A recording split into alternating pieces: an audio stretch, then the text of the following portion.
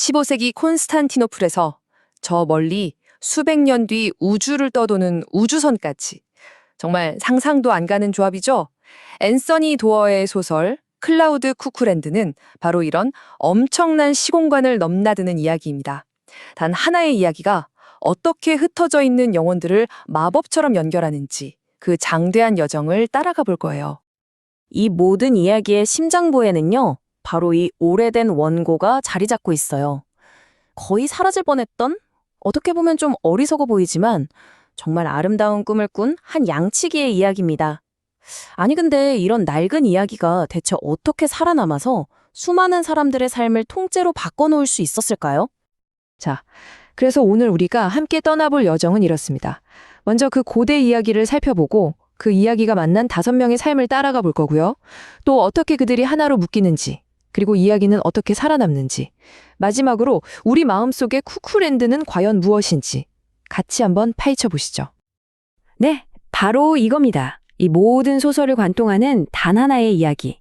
정말 온갖 시간의 풍파를 견디고 거의 기적처럼 살아남은 고대 이야기인데요. 그건 바로 하늘로 떠나고 싶었던 한 양치기의 아주 기이하면서도 어딘가 마음을 끄는 그런 여정에 대한 이야기입니다. 주인공 이름이 아이톤이에요. 뭐 그냥 평범한 양치기죠. 근데 이 친구 꿈이 정말 스케일이 큽니다. 지금 이 지긋지긋한 현실을 벗어나서 새로 변신해서 저 하늘 위에 있다는 꿈의 낙원 클라우드 쿠쿠랜드로 날아가고 싶어 해요. 이게 그냥 에이 말도 안 돼 하는 판타지 같지만 생각해보면 우리 모두 마음속에 품고 있는 그런 거잖아요. 여기보다 더 나은 곳이 있지 않을까 하는 그런 갈망이요. 근데 더 놀라운 건 이 이야기가 어디서 발견됐는지 아세요? 바로 잊혀진 무덤 속이었어요. 그것도 종이도 아니고 금방이라도 썩어 없어질 것 같은 나무판 위에 말이죠. 24개의 나무판.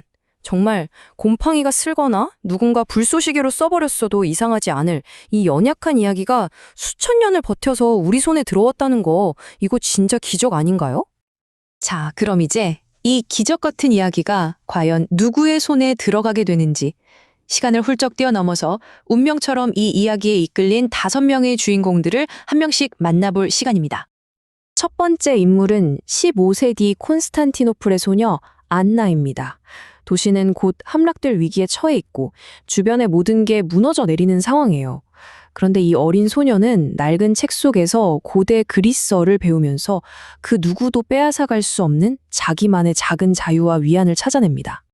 그리고 바로 그 성벽 바깥에는 오메이르라는 소년이 있습니다. 안나와는 정반대의 처지죠. 마음은 온화한 소년인데 원치 않게 도시를 파괴해야 하는 침략군에 징집된 거예요. 이 소년 역시 자기가 뭘 하는지도 모르는 사이에 이 고대 이야기의 운명 속으로 깊숙이 빨려 들어가게 됩니다. 시간이 훌쩍 흘러 20세기, 이번엔 제노라는 인물입니다. 한국전쟁에 참전했던 아픈 기억을 평생 가슴에 묻고 살아온 사람이죠. 그런 그가 노년에 이르러서야 삶의 목적을 찾게 되는데 그게 바로 이 잊혀진 그리스 이야기를 번역해서 아이들에게 들려주는 일이었어요. 그리고 같은 시대의 아이다호에 또 한 명의 인물이 있습니다. 시모어. 이 친구는 세상에 대한 분노와 환멸로 가득 차 있어요. 자기가 옳다고 믿는 이상을 위해서라면 심지어 도서관을 폭파하는 일도 서슴지 않으려고 하죠. 그리고 바로 이 위험한 계획이 다른 모든 인물들의 운명을 비극적으로 엮어버리게 됩니다. 마지막으로 가장 먼 미래로 가볼까요? 22세기. 새로운 행성을 찾아 기나긴 여행을 하는 우주선 아르고스 호안에 콘스탄스라는 소녀가 살고 있습니다. 지구를 떠나온 지 너무 오래된 이 소녀는 우주선 안의 거대한 디지털 도서관 볼트 1에서 바로 그 잊혀진 이야기를 발견하게 되죠. 자, 보세요. 15세기, 20세기, 21세기, 그리고 저 멀리 22세기까지. 정말 엄청나죠? 이 타임라인 하나만 봐도 이 소설의 스케일이 느껴지는 것 같아요. 단 하나의 이야기가 무려 700년이라는 시간을 항해해서 전혀 다른 시대를 살아가는 이 5명의 삶에 어떻게 스며들게 되는지 그 거대한 흐름을 한눈에 볼 수 있습니다. 자, 그럼 이제 진짜 궁금한 점이 이거죠.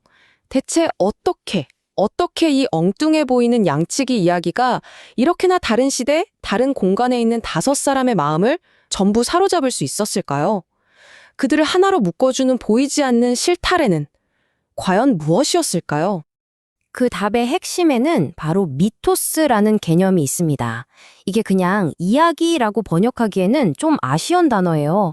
단순히 종이 위에 쓰인 글자가 아니라 살아있는 생명체 같은 거죠. 세대를 넘어서 계속 이어지는 대화 같은 거랄까요?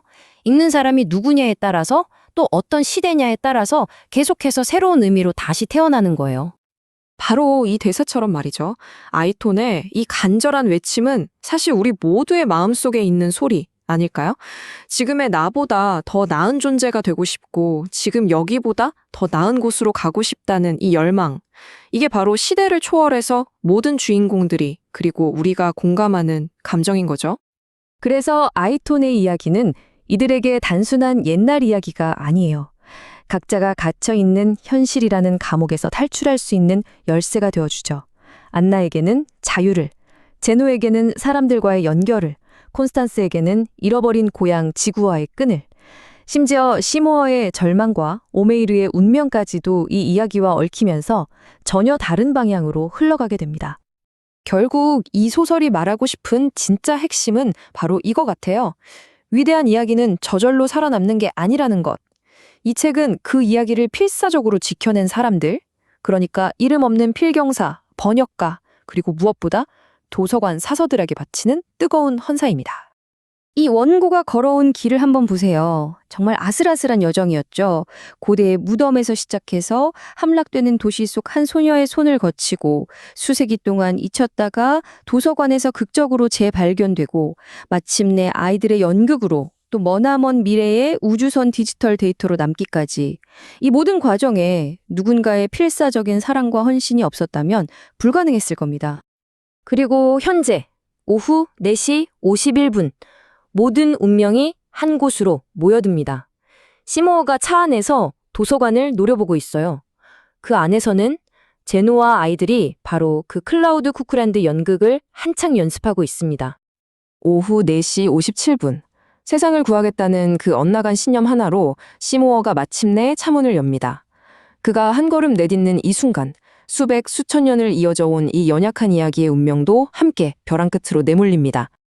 오후 5시 8분. 탕!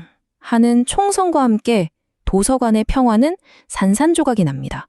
평생을 바쳐 낡은 이야기를 지켜왔던 제노. 이제 그는 그 이야기가 사랑했던 바로 그 아이들을 지키기 위해 자신의 모든 것을 걸어야 하는 마지막 시험대 위에 서게 됩니다. 자, 이 모든 사건들을 지나 결국 이 책이 우리에게 던지는 질문은 무엇일까요? 바로 우리 마음속에 있는 클라우드 쿠크랜드에 대한 이야기입니다. 우리 각자의 삶을 이끌어가는 희망의 이야기는 과연 무엇인지 한번 생각해 볼 시간이에요. 소설 속에서 한 노파가 이런 말을 해요. 지금 가진 것이 애타게 참는 것보다 더 나은 법이야. 어쩌면 이게 이 소설 전체를 관통하는 메시지일지도 모릅니다. 저 멀리 있는 이상향, 그 클라우드 쿠크랜드를 꿈꾸는 것도 중요하지만 어쩌면 진짜 소중한 건 바로 지금 우리가 발딛고 서 있는 이 세상일지도 모른다는 거죠. 그래서 마지막으로 여러분께 이 질문을 던지고 싶습니다. 수많은 사람들의 손을 거쳐 천년을 여행해온 이야기가 바로 지금 당신의 손에 쥐어졌다고 상상해 보세요. 여러분은 그 이야기의 다음 장을 어떻게 써내려 가시겠습니까?